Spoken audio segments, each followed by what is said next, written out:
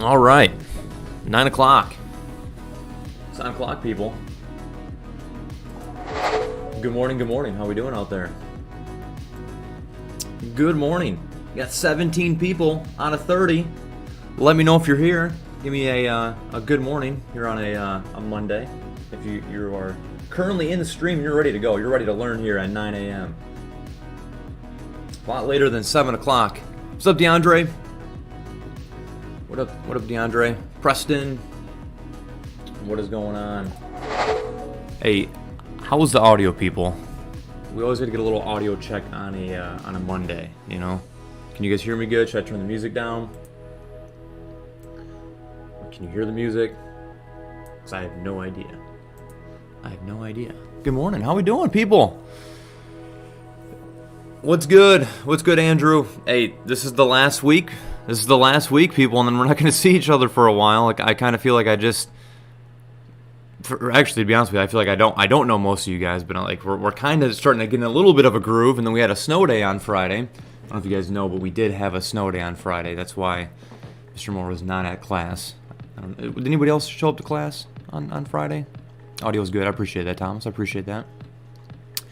But yeah, today, this is the last week, and not only that, people, I don't know if you guys know, but it's midwinter break, unless I'm wrong, but I believe midwinter break is Friday and on Monday. Yeah, so can word on the crust about to be right again soon? Another snow day, people. I don't know if we can afford another snow day, to be honest with you. I don't know if we can afford another snow day. In some of my classes, I don't know how I'm going to get everything done. So, I pulled a muscle, my neck hurts. Which part of your neck? If it's right here, I know a good stretch for that, actually. It's like, you gotta like lay down and go. Looks like I'm dabbing right now, doesn't it? But like, I gotta show you. You guys gotta get into yoga, people. You'll never be sore. It's crazy. Rip. Yeah, people, we don't have a lot of time left, so with that being said, actually, let's get class going a little bit. Refs gave Brady the game. It did seem like a lot of penalties went against Kansas City, I'm not going to lie. But at the same time, like, I think other than that pass interference, a lot of them were legit. Like, that one punt where the guy, like, was holding, that was like a 40-yard play. And, like, it was legit. Like he threw him on the ground. But, yeah, Kansas City did get hit by the refs, but at the same time, Tampa Bay outplayed them. They played a much better game on defense for sure. But yeah, all right. So here's your attendance in the chat, people. What is your favorite sandwich and why? And it can be home produced or it could be out to eat. Right? It can be anywhere. But I want the specific details. Right? In other words, if I think your sandwich sounds good, I'm going to want to know how to find it and what to get on it. All right. So I know it's early, but let's get hungry. I want to know your favorite sandwich and why. Points finger at Brady, unsportsmanlike. I know. Yeah, I know. That one was tough too. Mahomes had a terrible game too. Actually, I don't know. I thought Mahomes actually played well. Like, whenever he like rolled out of the pocket and like made a play happen, like it was dropped. You gotta look at how many drops were last night. It was actually insane, especially on like third down. But it's all right. It's just the Super Bowl, right? All right, let's see some responses here. All right, we'll venture in the coffee shop for it. All right, we got. This is one of my favorite questions to ask you guys. Spicy Italian from Subway, easy to savor the flavor, says DeAndre. Pretty good. Italian kind of wrecks me a little bit, I'm not gonna lie. Oh, I forgot Michael. BLT on white toasted, simple and tasty. Sounds like a commercial, you guys. Crunchy peanut butter and honey, just because it's easy. That's pretty good. Just peanut butter and honey. That sounds pretty good and simple, and pretty healthy. Peanut butter's pretty healthy, and so is honey. BLT from Tony's. It's the best and has a lot of bacon. Am I weird for not knowing where Tony's is? Is Tony's in GB? BLT. I love a BLT though, and I love lots of bacon. Ham and cheese. I just moved. Ham and cheese sandwich. It's simple and it's good. The simplicity, the minimalistic sandwiches I will definitely like. Philly cheesesteak with mayo, very nice. I love a Philly cheesesteak. Carl just says a burger, right? A simple burger. What about cheeseburger? You put cheese on it though, Carl? Sydney says Italian sub, Turkey Tom, Jimmy John's. Turkey Tom's pretty good for Jimmy John's. And it's cheap and it's easy, it's fast. Freaky fast. Subway spicy Italian. Fried egg sandwich with toasted bread. That sounds really good and, you know, good in the morning right now. Spicy, man, you guys are all about the spicy Italian. I'm not going to lie. BLT, I really like bacon, so that's my fave. BLTs from Leo's are really good. Love the BLTs with ranch and no tomatoes is trending. Peanut butter and jelly sandwich, the classic, says Thomas. Bacon, egg, and cheese. Any sandwich from Subway is tasty. Yeah, I agree with that. You guys are hitting me with the breakfast sandwiches, though. Like, any sort of breakfast sandwich on everything bagel, I'm all about it. BLT with toasted bread. Lots of BLTs. Grilled cheese because it's just nice and simple, says Ethan. Peanut butter and jelly. I work at Jimmy John's. My favorite one is 16 Club Lulu. It's got turkey and bacon with extra mayo and extra bacon. I think Club Lulu is one of my favorites. I used to get Jimmy John's all the time when I taught like in person because it was simple. Now I just kind of make food at home usually. Turkey Club from Potbellies. Ooh, Potbellies. Is there Potbellies around here? I used to go to one in Ann Arbor. Georgia Reuben.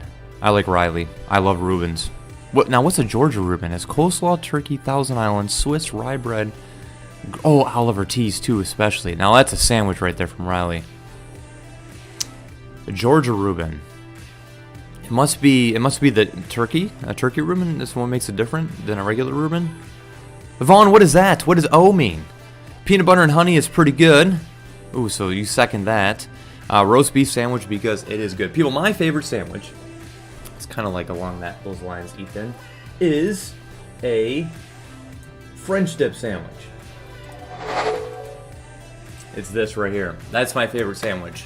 Not a lot of places have it, but it's just like French bread. I think it's roast beef, right? I don't know the kind of cheese on it. I think Swiss cheese? No, maybe Swiss cheese. But like, what makes the sandwich is the dip. You like dip it in this like vinegary, sort of sauce, and like it's super good. The French dip sandwich is what it looks like. You dip it every time you eat it. Yeah, those are good. It's on Miller Road.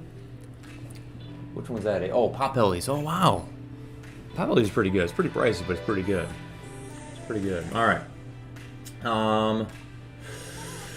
Let's get to the agenda this week, all right? So here's the game plan this week. First and foremost, I put a little reminder for myself to remind you that I hope you have turned in your playlist project. I hope you've done that, right? The playlist project is big time points. There's really only going to be 2 summative grades in the grade book by the end of this first rotation, and that is one of them. And then the second one is going to be what we do on Wednesday and Thursday, whichever day I have you in person. We're going to do something called the Political Cartoons activity, and that is also going to be a summative assignment, right? Now, obviously, all assignments are important, right? Make sure you don't have any missing assignments, but those 2 are very, very important, just how the grade has to be weighted from the Board of Education. It's got to be 80% summative, 20% formative, and those are our summative assignments, right? Like, I'm assessing everything that you've already learned. So just to let you guys know, right? Make sure it's all good to go by the end of the week. And then, yeah, so what we're going to do today is we're going to learn about the economic systems, right? What are the ways in which an economy can be set up? Really, you know, what is going to be the role of government in their economy? Is it going to be a big role, or is it going to be a small role? That's really going to kind of decide what the economic system is going to be, and then we're going to segue that into Tuesday and talk about the role of government. Right, so at a very minimum, what is the essential role government must play in the economy, or else the economic system, the economy, will not function or will not work? That's what we're going to be talking about on Tuesday. And then Wednesday and Thursday, we're going to look at it, right? On Wednesday and Thursday, whichever day I have you, I want to show you a little 30-minute video. It's called The Hermit Kingdom. We're going to venture into North Korea. It's not the cataracts one like you guys have all seen, and it's short. So we'll do that, and then we're going to work on the political cartoons activity. And that's going to be the way I assess, do you know this information that we talked about on Monday and Tuesday, and probably the beginning of Wednesday and Thursday. I haven't turned in yet, only because I am having a very hard time just finding matching songs. I don't know how to, says Andrew. I'll try to help you out. Hey, if you guys got questions about the playlist project, stay after it and Google Meet with me for a little bit, right? I'll help you out. Because some of you guys emailed me at Wednesday and Thursday-ish last week, trying to get that in right in time. So if you're still struggling with that, let me know. Let me know. Now, again, find the song and then make sure you just know the economic principles so well that you can relate it to the song. That's kind of how I would attack it, right? Like every economic principle really is something based on a choice, and every song has a choice in it. So every song really should work with any of the 7 principles. Obviously, some more than others, but so I'll help you make that connection, or at least get it going a little bit in Google Meet. All right, people, are you guys all ready to go here? Got a full class in attendance today. We're actually missing 1 student. That's not that bad. We're missing 1 student right now. That's not that bad, unless some of you guys are watching on multiple devices. It's not. Only 1. All right, people. Are you ready?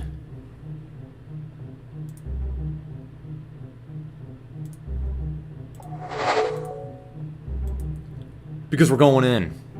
Talk about the 4 economic systems here on a Monday morning. I'm ready. You guys got your coffee? I'm ready.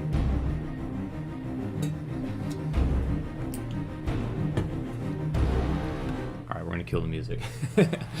Alright, so, I totally forgot to mention, hold on. Play.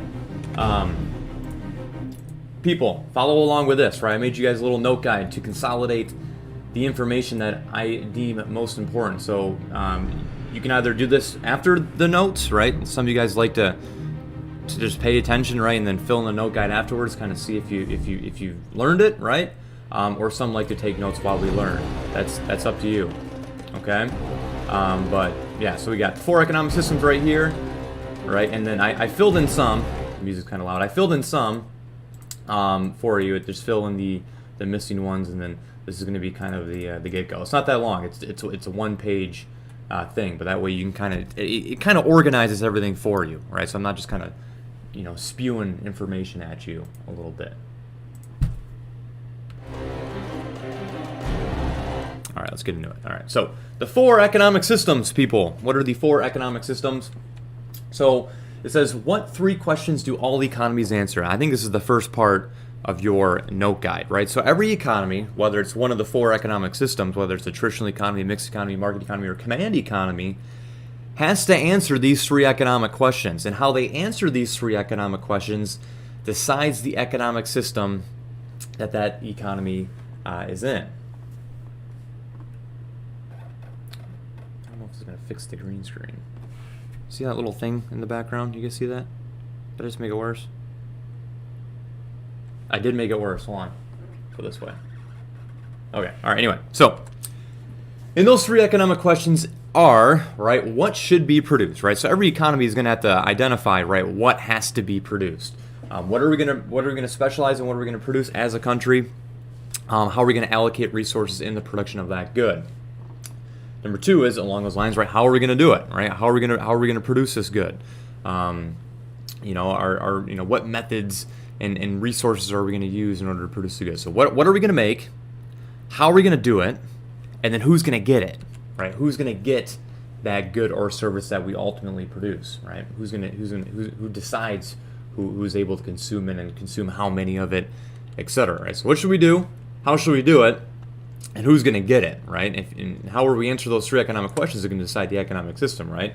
If government decides how to do all those 3 economic questions, that would be a command economic system. If the free market does all those 3 economic questions, that would be a market system. If it's a mixed, right, where government and people or the free market's involved in answering those 3 economic questions, that's going to be a mixed economic system. And then I'll talk about traditional here in a second. But the ultimate question is who answers those questions and how those questions are answered. It's based on your economic goals. Now, this rotation, we're kind of behind a little bit, so I skipped that. I'm going to make that the asynchronous work for Wednesday and Thursday. So if I don't see you, whichever day, Wednesday or Thursday, I want you reading up on the economic goals. And here are the economic goals right here. There's 6 of them. So we're going to kind of learn about the economic systems first, and then I want you to look at the economic goals on your asynchronous, right, and then kind of relate them back together. So we're going to kind of go in backwards order here, but those are the economic goals. I'll talk about each of them, very quickly here. So you got number one, right? We could prioritize economic freedom, right? We want everyone and every firm and every person, right, to be able to make their own decisions, right? If we want to prioritize that, that'd be the economic goal of freedom, right? If you want to do it, you can do it. Economic efficiency would mean we're going to prioritize efficiently using our resources. Remember, efficiency is how well we use our resources. So, as an economy, if we want to be efficient, right, we're going to make it a goal for economic efficiency. We want to use our resources to the best of our ability. Economic equity would mean we're going to lift up those that are disadvantaged by the system, right, and to make everyone equal, right? You guys know the difference between equality and equity. Equality means you treat everyone the same. Equity means those that are have not been dealt an equal hand, right, an equal share. You help those to make everyone equal. That's the difference between equity and equality. Okay, and so that'd be the goal of economic equality, right? If we want to, make sure everyone has a fair share in the economy. Number four would be economic growth. We want to prioritize growing as a country, right? Being able to make more and more goods and better quality goods over time, right? That'd be like shifting the production possibility curve to the right, which we learned about last week. Economic security means we're going to help out those that need it the most, kind of like economic equity, but not so much like lift them up, but like help them, right? Like make sure there's no one below the poverty line at all, right? So we're going to allocate our resources to those, make sure everyone, at least has the essentials. And then number six is economic stability. We want to make sure we don't have, crazy market crashes and crazy times of inflation and things like that. We want unemployment to be steady. We want prices to be steady. We want to be able to keep making goods and services, right? We don't want, all of a sudden a recession to hit. That'd be the sixth goal. So first rotation, we learned about the goals first, obviously, and I asked students, I was like, what goal would you prioritize the most, right? If you were in charge of the country, right, you were in charge of the economy, which goal would you prioritize the most? And those were the responses. Economic security was number one. Economic security was number one, right? So we wanted to make sure we helped out those that were less fortunate, right? So pretty cool, right? I think it's a really cool goal that we all prioritize. Number two is economic growth. Make sure our standard of living goes up year to year, right? So, I guess the economy is in a better situation for your kids than for you, right? We would all kind of hope that to be true. Economic stability, right? Maybe, post-COVID, we just experienced high unemployment. We still have, decent unemployment rate. I think it's around 6%, but still, it's very, very much understated. But we want the economy to be stable. I want to know 2 years down the road that like my house won't be worth nothing, or like I'll be unemployed for whatever reason, right? I want the economy to be pretty stable and they got freedom, equity, etc. So you guys are going to do that little activity on your asynchronous day. You're going to read through the economic goals a little bit more to get a better understanding of those, and then you're going to sort of prioritize which ones that you value the most. Right? That's all obviously an opinion. All right, so let's get into the economic systems here. All right, so the first economic system, the first way the economy can be structured would be something called a traditional economy. A traditional economy. Hey, put a 1 in the chat if you're paying attention. A traditional economy is an economy where tradition, custom, is how we answer those three economic questions. What are we going to make? How are we going to do it? And who's going to get it? Well, in this economy, it's all based on what has been the case, right? What have we historically done? What has been tradition, -1, in our economy, all right? So decisions about consumption and production are going to be based on custom, right? That means tradition. So a traditional economy is we just repeat the past, right? What did we do? Well, what have we done for thousands of years, right? What have we produced for thousands of years, right? Is it corn? Then we're going to produce corn. How have we produced corn, right? We've used this, this old technology that we made 1,000 years ago, and it works, right? It doesn't require electricity or anything, right, or gas, and it works. So we're gonna keep with it. We're gonna use it, all right? And then who's gonna get it? Well, historically, everyone always gets, 1 bushel of corn for a week. I don't know, but that's the idea. Is tradition, custom. History has decided what's going to be, produced and how it's going to be consumed now in the present. That's the idea of a traditional economy. So very, very few still in existence. Not many economies are structured in this way. It says typically nomadic and agriculturally based, tribes for the most part. Generally it's going to be, populations that, that are very distant from from others, right? Like island nations and parts of the world where there's not that many people, right? And decisions are very much decided based on what was done in the past. So what are some main goals of a traditional economy? Is they're going to prioritize economic security and economic stability, right? In traditional economies, they're going to have very, very good, family values, right? Everyone in the tribe is going to be, taken care of. There's not going to be the haves and the have-nots, right? Everyone is going to have really an equal part in the economy. Although the economy is very small, but there's no, people that are really disadvantaged, right? Everyone's going to be helping out those that are not, able to, right? And then economic stability, obviously, in this economy, right? Are we going to have big market crashes and things like that, or inflation and high unemployment? No, right? The economy is very simple, right? So it's going to be very, very stable, which is also a very, very an advantage, right? A positive of a traditional economy. And then what are some problems, though, right? You're going to have problems with economic growth, right? You're not going to be able to make more in the future, right? If we never try anything different, obviously. We're not going to be making iPhones and things like that if we're herding cattle, and we're herding cattle in the same way we've always done it. Economic efficiency, we're probably not going to make best use of our resources that we have. We're not like inventing the assembly line and really maximizing everyone's ability to produce, right? And then economic freedom, obviously we don't have the freedom, right, to choose what we want to produce and how we want to do it. That decision is based on custom and tradition. Right, so that's the idea of a traditional economy. Again, very, very rare, but it does exist, and we definitely need to talk about it. And there's some advantages for sure. It seems like some of you guys are like, I don't want to live in a traditional economy. It seems really boring, right? But think about it. Very, very simplistic, right? It's very, very simplistic, and I think a lot of people might crave that simplicity. All right, so here's what we're going to do. I'm going to need a lot of participation from you guys. Is every time you learn about economic system, that's the first out of the 4, I'm going to give you, you got to make an analogy, right? I'm gonna give you an analogy, and you got to make the connection. All right, so put in the chat, and again, everyone needs to participate, and try not to copy anybody else. All right, put in the chat. In what ways is a typewriter like a traditional economy? Make the connection. Make the analogy. How is a typewriter like a traditional economy? So I'll give you a couple minutes on that. How is a typewriter like a traditional economy? I want to see everyone put a response in. If for some way you cannot type in the chat, just Jupiter message me at some point. Write it down and then message me or tell me in Google Meet. I think all of you guys, when I asked on Wednesday and Thursday, all of you guys can type. So, all right. So Zachary says it's not advanced, right? It's old. It's not the most efficient, right, way of doing things, right? But it works, right?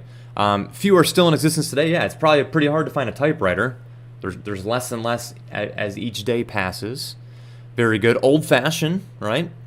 It's old, right? It's archaic a little bit. Never trying to make typewriters better because it still works. Like in a traditional economy, they do it because it works. Yeah, it works, right? And it requires not a lot of things to happen, right? It doesn't require electricity or anything, right? It's very, very simplistic. I mean, it does work. It's slower, but it works. It's reliable. Very good. It's not very efficient anymore, says Kendi. Very good, right? It works, but we can be more efficient with our time and our resources. Most people don't use one, right? Again, it's rare. It's very old and traditional. It's very basic, but it isn't common now. It's not up to date. So people first typed out on paper. It still works. You just don't see it very often. Very good, right? Every human population started off with like agriculture, right? Now you just don't. How many people grow agricultural goods, right? Not many, right? I think like 2% of the U.S. population is farmers. Probably even less than that. Basically, still the same. Has not changed. It's reliable, but not going to advance. The changes has been one piece of technology. Doesn't use electricity, so it doesn't crash like traditional. Very good, Ariel. That was a good one. It's very stable, right? Very old. It advanced through the years. Uncommon and outdated. It's slower in an older version. Old equals traditional. No, not necessarily. It's just like it's just old ways of doing things, right? The methods of producing things have not changed, nor has the typewriter changed, right? We're not updating the typewriter with the latest new update, right? It's just the same, but it works. Is a simple way. No one makes them anymore because, like the traditional economy, they're outdated and new technology is efficient. Doesn't change. It doesn't get updated, and the technology just stays the same. Traditional economies don't get updated. Very good. Very good, right? So you guys get the point, right? You guys get the point. Again, is the traditional economy bad? No, not at all. Not at all, right? They have a lot less problems than we have, but at the same time, they have other problems, right? So, again, with all these economic systems, it's not really good or bad. It's just, there's positives and negatives of it. All right, so let's go to the next one. The next one's going to be a command economy. And again, make sure you guys are filling out that note guide as we go on here. And if you miss anything, we will handle that in Google Meet. All right, we're doing pretty decent on time here. So the next one is a command economy. So what is a command economy? A command economy is when government, right, answers all three of those economic questions. What are we going to make it? Government's going to decide what are people going to produce. How are we going to do it? Government's going to decide how it's going to be done, right? Who's going to be producing what, and in what way, and how much will be produced. And then who's going to get it, right? Again, the government's going to decide who gets to consume it, right? Everyone gets, one sandwich a day or, one toilet paper a day, right? Government's going to essentially answer all three of those economic questions. All right, so decisions about consumption and production are going to be made by a powerful ruler or the government.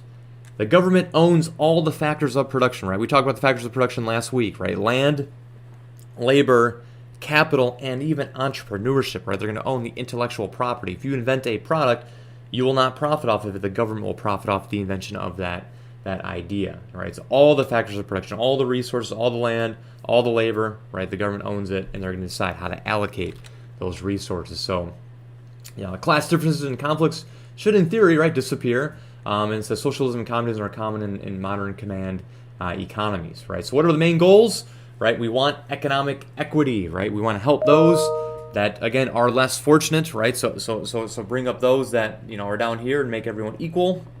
That would be the idea of equity. And then economic security is again, there should be no poverty line, right? There should be no one beneath the poverty line in a command economy, because everyone will be essentially, right, like, and this is like, we're going to learn that a command economy doesn't exist. And really, I would argue that it has never actually existed. The Soviet Union is as close as it's been. We're going to look at North Korea on Thursday and Wednesday.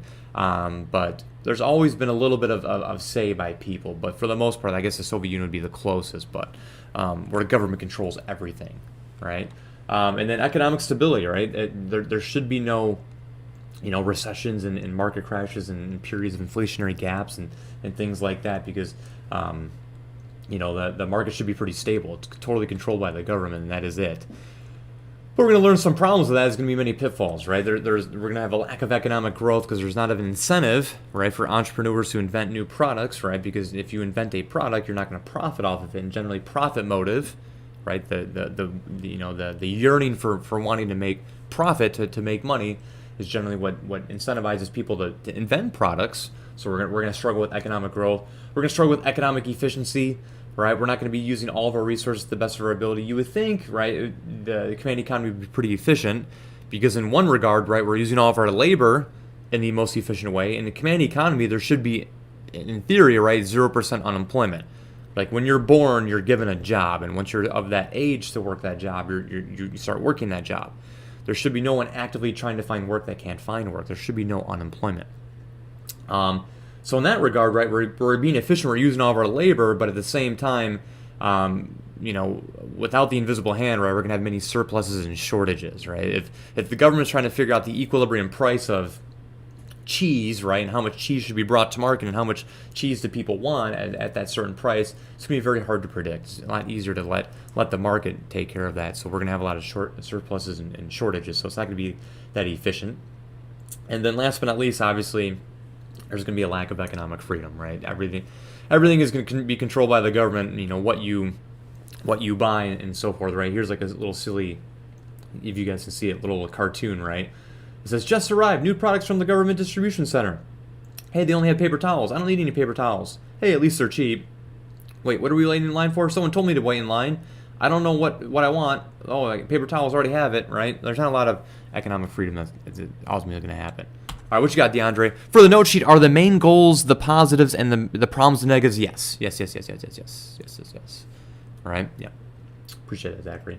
All right, so Economic analogy number 2 is, how is an Xbox, can you relate it, right? Again, everyone try to put some sort of answer in the chat. How can you relate the Xbox to the command economy? How can you relate the Xbox to the command economy?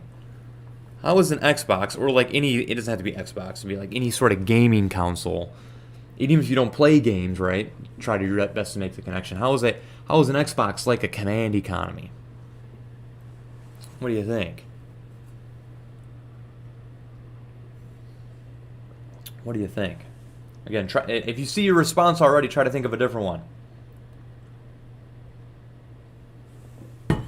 All right. Controller controls how the Xbox runs, right? That's very good. So like the government would be the controller, right? And the economy would be the council, and the government's controlling all the decisions that are going to take place in the economy. I like that one a lot. That one's very good. Vaughn, right? Yeah, you use a controller. It's good, right? Controller's controlling the economy. You can only play games that the Xbox supports. That's a good one, Liam. Right? You can only consume what the government tells you to consume, right? So you can only use whatever the Xbox has agreed upon, right? Like contractually with whichever gaming company. Not all games are on the Xbox, right? The more skilled you are at using the controller, the better you are. So the better the government is, the better the economy is going to be, right? If you have a very functional government, the economic system might work, perhaps, right? Xbox tells you what games you can play. Yep. You can only use the type of controller on the Xbox. Only one controller. You're in control of the games. Government's control. In story games, you can't always go where you want, but where it makes you. Yeah. So you're restricting a lot of decisions that you can make every day. It's fun and nice, but it's very restricted on how you play. Can't do things that the council doesn't want you to. It's controlled. You can only play one game at one time. That's good. The Xbox needs a controller to fully work. No Spider-Man on Xbox. Controls the council, like the government. You control the council and only works for it. Yeah, very good, very good. A lot of repeats, but that one's pretty hard to make the connection other than that, right? Like the government's the controller, the economy is the council, right? And the government controls what is going to be going on, what's going to be appearing on your screen, right? Essentially. All right, we're going to go to the other end of the spectrum here, and we're going to go to the third economic system. We're going to talk about the market economy. So what is a market economy? A market economy is where people and businesses answer all three of those economic questions, right? What are we going to make? How are we going to make it? And who's going to get it? That is going to be solely decided by people and businesses, right? So decisions are left up to individual producers and consumers, right? So what is going to be produced? Well, if people have demand for a product, right, like fidget spinners, and there's a way to make money because people want to buy fidget spinners, and a business is going to produce it, and a business is going to sell it at a price that people want to buy it at. They charge too high of a price, people aren't going to buy it. They charge too low of a price, people are going to buy all of it, and they're going to run out, and they're obviously going to be, incentivized to raise the price.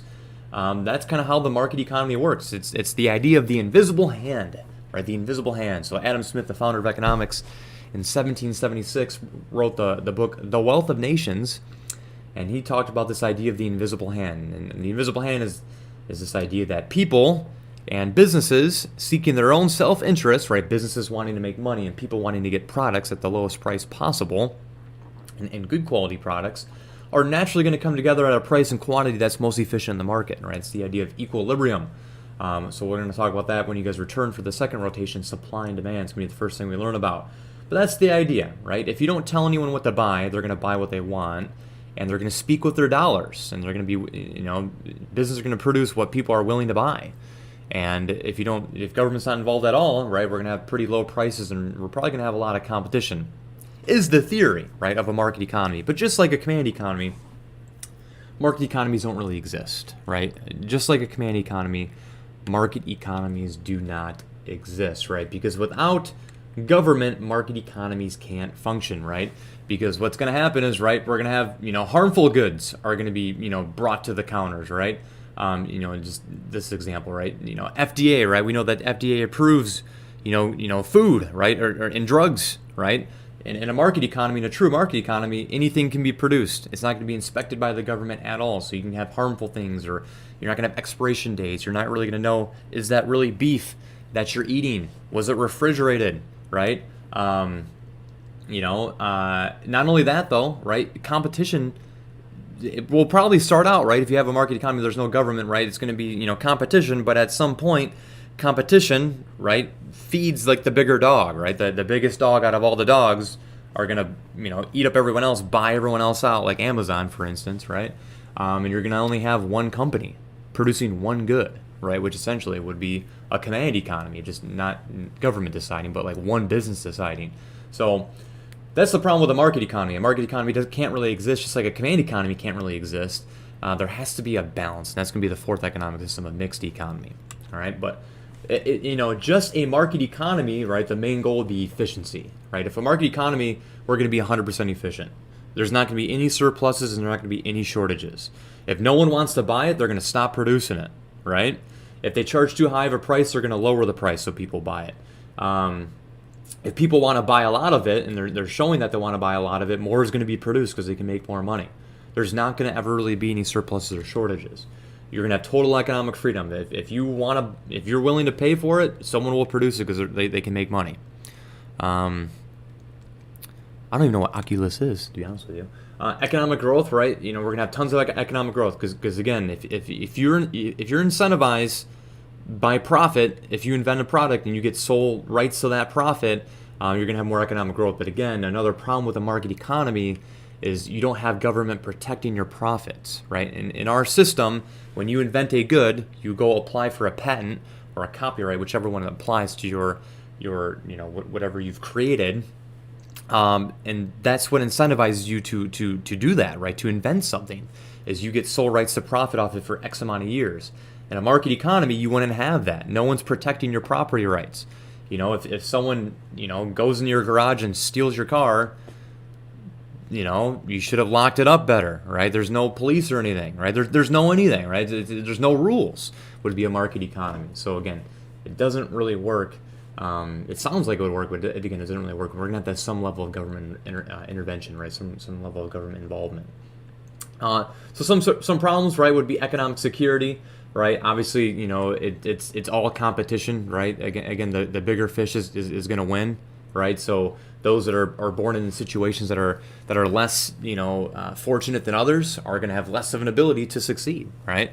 Their ladder is going to be smaller than the other people's ladder, right? And they're not going to have the ability to climb up the social economic ladder as others will. And there's going to be nothing to address that without government.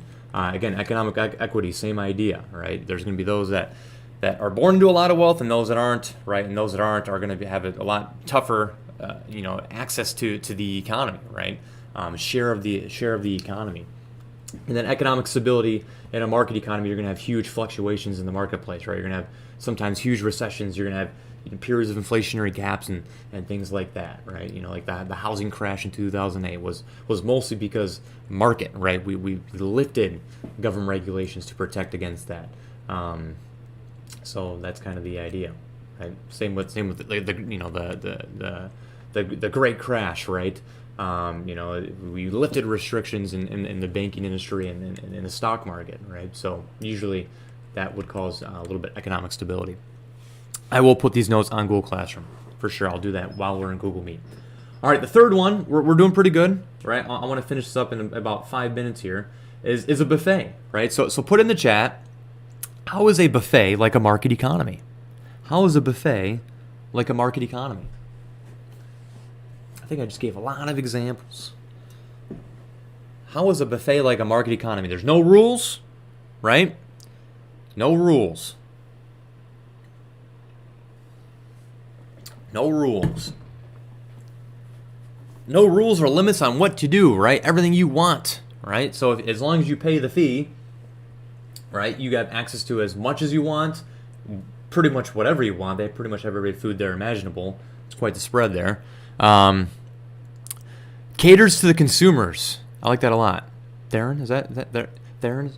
Very good, right? In other words, what we just said there is that if no one eats this, are they going to produce that the next day? No. If no one eats that, they're never going to produce that again. And then if everyone keeps eating this and they got to keep filling it up over and over again, right? They're probably going to produce more of that. Probably going to have like 2 trays of that instead of just 1. So they're going to produce what consumers are willing and able to buy. Essentially, they're going to react to the consumers. That would be the idea of a market economy. We're not going to have any waste, right? We're not going to have any food that's just out there that no one's eating because we're not going to produce it the next day. We're going to know what people want. Eat what you want, eat as much as you want. You can choose what you want. The owners of the place put out what the people want the most. Yep, whatever they can make the most money, right? Because if they put out crappy food, right, no one's going to buy it, and they're going to go out of business.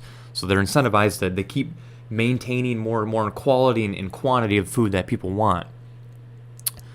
I'm trying to go fast. I'm sorry, I'm not going to read all these. Yeah, I'm reading them, but I'm not going to read them out loud. You have nothing to stop you from reading. Very good. Very, very good. Yeah, the biggest one is there's not going to be any waste, right? There's not going to be any waste. But also, right, is there any rules? Do people have to use gloves, right? If, someone, all the food would be like, maybe it's supposed to be refrigerated, but it's not, right? At a buffet. Could be kind of shady, Very good. All right, and the last one, and this is really the essential question of the day, is what is the economic system of the United States? The economic system of the United States is not traditional. It's not command. It's not market. It's actually a mixed economy. So let's think about ways in which the U.S. is a market economy, right? The U.S. in a lot of ways, and if you have any input, right, put in the chat as well, right? What ways do you think the U.S. economy is like a market economy? But in a lot of ways, right, it is, right? Like if I want an iPhone, no one has to tell me to go buy an iPhone. I just go buy the iPhone, right? Like For a lot of our goods and services, what to produce is for the most part legal, right? So like if you want to open up a lemonade stand, you can do it, right? If you want to open up a new restaurant, you can do it, right? If you want to open up a new clothing line, you can do it, right? For the most part, businesses can pretty much produce whatever they want, as long as it's legal, as long as it's not harmful for people. But you do have to go through a couple steps. Government will kind of decide that process a little bit. And again, on consumers, right, I can pretty much buy what I want. If I want to buy this microphone, I can buy this microphone, right? If I want to buy this phone, I can buy this phone, right? The government doesn't really tell me a lot in terms of like what I have to buy and what I can't buy, and for the most part, but a little bit, right? For the most part, our economic system is a lot like a market economy, but also it's very much like a command economy, right? The government, does tell us, right, what we can and cannot produce, right? The government tells restaurants you don't have the right to serve toilet water, right? Your water has to be inspected. It must be between, a certain pH and, I'm sure they test the water for other things, right? Your food and your food preparation must be inspected. Your workers must get a living wage, right? You have to pay taxes, right? To support public goods that we're gonna provide, right? The road that the restaurants, on. Your property rights are protected. I'm using a restaurant as an example, right? Hate when they don't serve toilet water. But yeah, like no other business can steal your name or steal your menu or steal your logo, right? The government does decide a lot of things in our everyday life. So in a lot of ways, it also is like a command economy. So the whole point is a mixed economic system is one that both government, businesses, and individuals, all three, decide those economic questions. So the analogy, we're just running out of time. I don't want to be in YouTube the whole hour. I want to see you guys a little bit. But the analogy would be like salad dressing, right? Would this be good if you just put this part on your salad? No. Would this be good if you just put like the oil on your salad? No. You want to mix it up. We need both. And all countries in the world, if they're not traditional, they're mixed, right? Now, obviously, North Korea is pretty command. And obviously, there's parts of the world, not really Hong Kong, actually much more, but there's parts of the world that are very market, right? But the most common economic system, I think it's like the last question on your note guide, is a mixed economic system. It's the most common, and really it's like the only economic system that really exists if you're not like an island nation, right? Or some sort of nomadic tribe. Every country is a mixed bag, because we just talked about a command economic system is not going to work, right? It just does not work. Government can't decide all those questions. There's too many questions to decide. And that's kind of why North Korea has a lot of food shortages and of the sorts. A market economy, again, does not work, right? Or else you're gonna have monopolies, and obviously we need basic rules, right? Protecting property rights and things like that. So it's sort of a mixed, and it's whatever people want, right? And hopefully people elect those to represent their wants and needs, and those in charge, right? Decide that what role of government's going to have in the economy. To what extent will government have in the economy? So the mixed economy of the U.S., right? Who answers the questions? Usually it's the invisible hand, right? Usually it's just like I wanting to buy something, a producer trying to make money. We come together on a price and quantity that's most efficient. But and again, in a lot of ways, it's decided by governments, right? Governments, it's mandatory for you to go to school, right? Because that's what's best, right? And if government didn't make people go to school, we'd probably have a much less educated, labor force, right? Government decides a lot of things for us. So that's what we're going to talk about tomorrow. We're going to talk about these 8 concepts tomorrow. So you don't have to write these down or anything, but this is what we're going to allocate all of our time tomorrow to this. What bare roles does the government have to play in any sort of a mixed economic system, right? So we have to make sure we protect property rights. Like your ownership of your things, right, are protected, right? Even intellectual property. Maintain competition, right? Monopolies are illegal, right? If there monopolies form, we'll break them up. Protect consumer savers and investors, right? Like, FDA and things like that. Protect workers, right? OSHA, or, if you're working with hazardous material, the government will force the business to divulge that information to you. Address externalities, right? Like pollution, right? Make it illegal for business to pollute. Make it illegal for people to overfish, right? Things like that. Provide public goods, right? Schools, bridges, roads, national defense. We need those goods, and those goods are not going to be produced by the free market because, for the most part, those goods are not profitable. So not profitable goods that are essential are going to have to be produced by the government. Promote economic stability. So when the economy does, go south, right, like it does usually in a market economy, the government's going to help, stabilize that via fiscal and monetary policy. The government's also going to have a role in redistributing income, right, because the market economy is going to do a poor job at economic equity and economic security, right? So we're going to need the government to reallocate and redistribute income via taxes. So those are going to be the 8 economic roles that the government has to play in the economy. We're not going to learn about the economic model today. So that is it, people. I appreciate you guys. I'm sorry it went long, but I'm trying to cram a lot of things in here because we had the snow day on Friday, and then we have Friday off due to midwinter break. So I apologize for talking the whole hour, but I appreciate you guys participating so much, right? And I'll see you guys over in Google Meet. If you need a minute or two to go use the bathroom, right, go do so. But I want to see you guys all at 9:50. And remember, you have to go to Google Meet. If you were in YouTube and you were participating the whole time, but then I don't see you for the next 10 minutes, unfortunately, you will be marked absent, and they'll make Mr. Moore really sad. All right. So I'll see you guys in Google Meet here in a couple